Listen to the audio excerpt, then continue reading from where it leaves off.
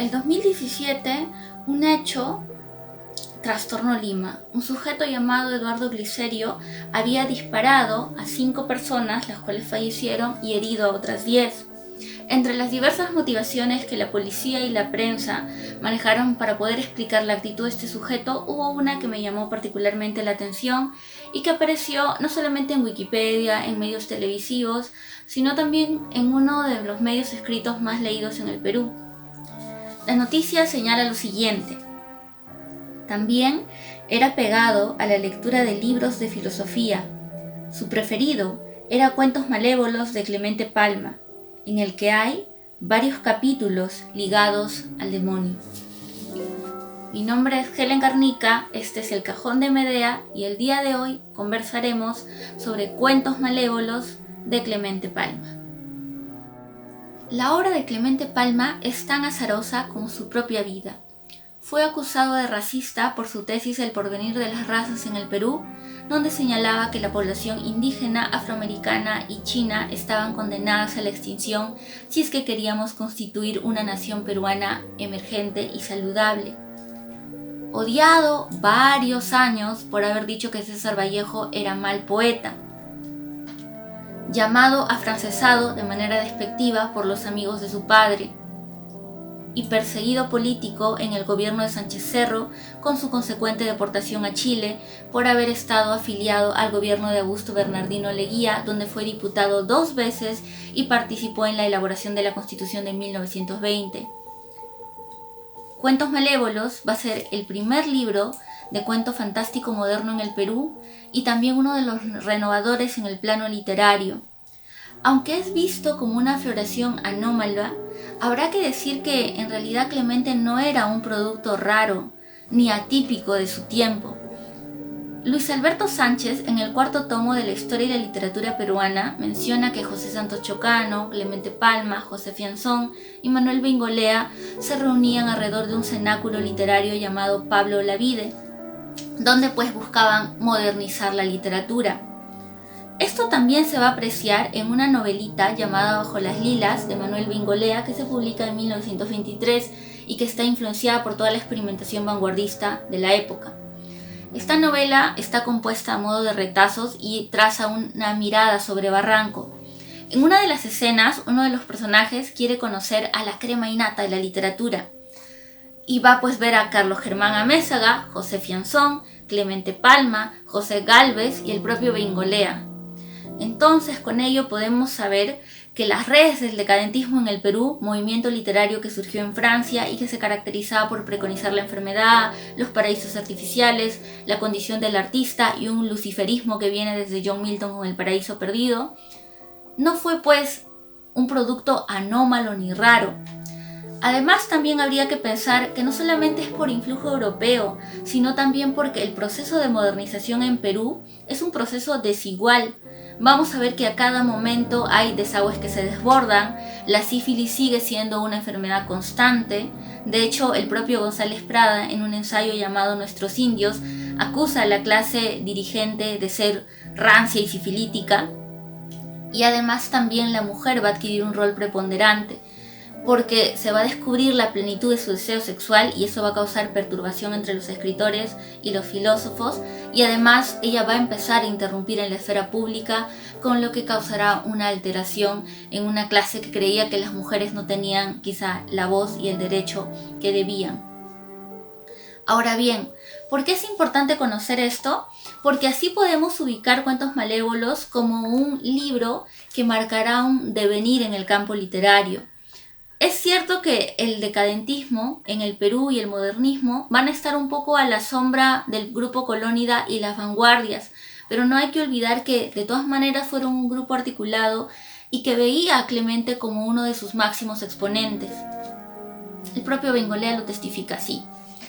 Ahora, Cuentos Malévolos tiene 2 ediciones. Una es de 1904 con un prólogo de Miguel de Unamuno y la otra es de 1913 con un prólogo de Ventura García Calderón. Unamuno, valgan verdades, no establece una lectura adecuada de este libro. Más bien señala que está prologando porque es hijo de Ricardo Palma y cada 3 párrafos se dedica a decir que está escribiendo un ensayo sobre el egoísmo, sobre la falta de voluntad humana y que el libro le va a servir para escribir un ensayo sobre el perdón. Si les es posible, sería ideal que revisen el prólogo de Ventura García Calderón, que sale con la edición segunda de 1913. Este prólogo es interesante no solamente porque está hecho por un amigo de Clemente, sino también porque a modo de literatura, Ventura rescata mucho esta imagen jánica o bifronte que caracteriza la producción de Clemente y también su propia actitud ante una sociedad que de todas maneras era pacata, conservadora y que creía pues que estos cuentos eran solamente pura pose. Las 3 historias que conforman Cuentos Malévolos de Clemente Palma se pueden dividir, aunque de manera interconectada, en 4 grandes temas. El primero de ellos es el luciferismo o malditismo, que bebe directamente del Paraíso Perdido de John Milton y del himno a Satán de Carducci, donde en Los Canastos, El Hijo Pródigo y Parábola, básicamente el diablo va a ser la figura preponderante y antagónica de Cristo y se va a demostrar que el pecado y el mal son esencia del ser humano. Luego de ello tenemos una reflexión filosófica sobre el estatuto del arte y la realidad misma. Nos preguntaremos si este mundo es una impresión de colores o es una realidad palpable y tocante. Ello pasará en La Granja Blanca. También tenemos el conflicto entre modernidad y tradición que aparece en El Último Fauno. Después de esto, una estela sería la de los paraísos artificiales, un tercer bloque, donde pues el opio, el hashish y también el alcohol nos van a llevar a paisajes de terror. Aquí aparecen Leyendas de Hashish y El Príncipe Alacrán.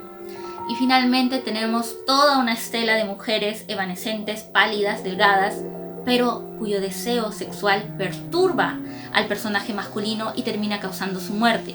En este tenemos otra vez la inmortal Leticia de Leyendas de Hashish, tenemos idealismos, tenemos una historia vulgar y también podría incluirse Los Ojos de Lina.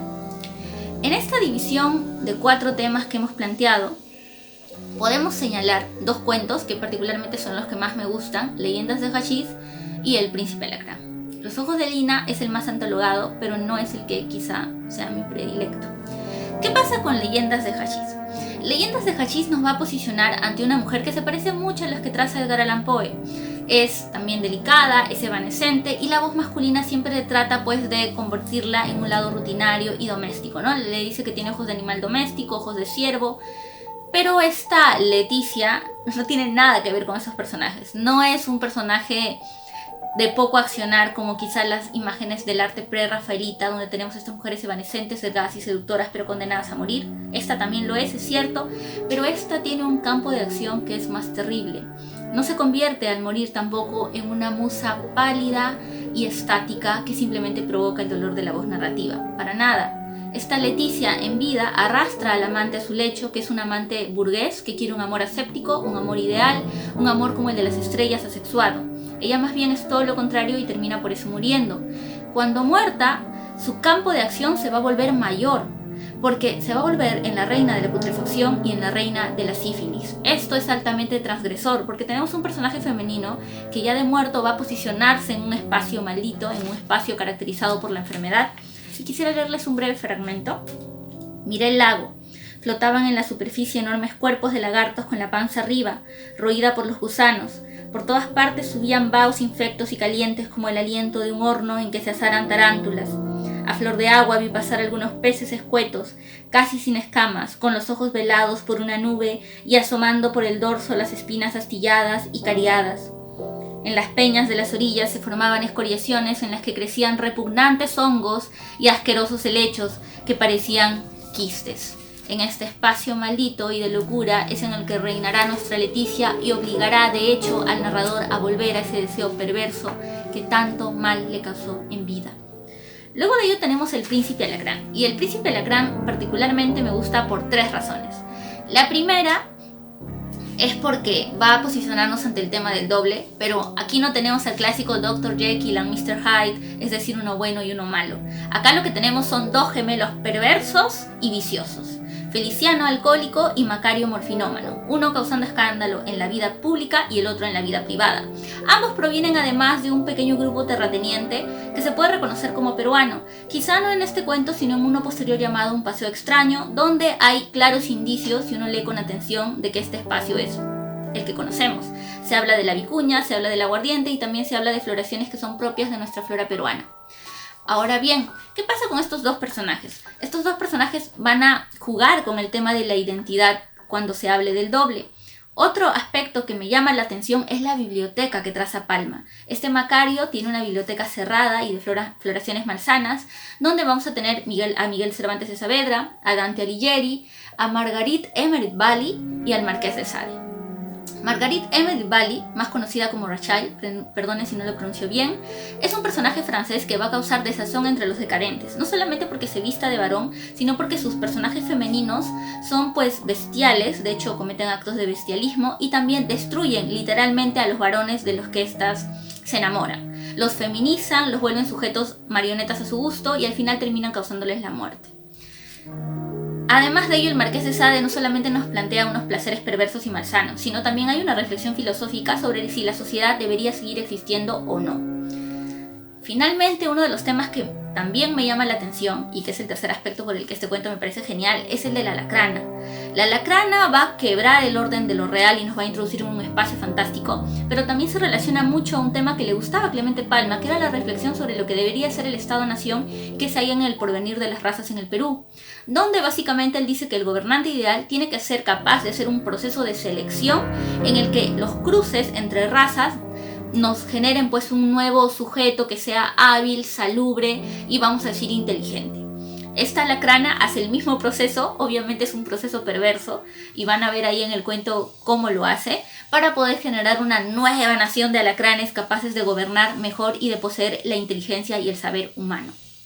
Si quieren sumergirse en los paraísos malsanos, en la reflexión de los placeres perversos, en la estela de amadas muertas y poderosas y también pues en estas idealidades que plasma Palma, no dejen por favor de leer Cuentos Malévolos. Antes de terminar quisiera leer una pequeña cita de Ventura García Calderón, donde mejor se plasma el perfil de nuestro escritor. El señor Clemente Palma, de Lima, no es sino la forma astral de mi querido guía, en el país de los sueños a donde fui en su compañía, en una noche de verano, por Aladino transportados y donde observamos juntos extrañas visiones y paisajes lunares. Por eso el de Lima escribe cuentos que son solo recuerdos de otra vida. Y por eso también tiene la palabra tan sobria, las mejillas tan pálidas y los ojos tan tristes. Cuentos Malévolos de Clemente Palma.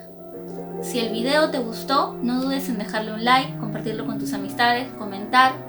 También, si deseas, nos pueden seguir en Facebook y en Instagram, El Cajón de Medea. Y nos vemos la próxima semana.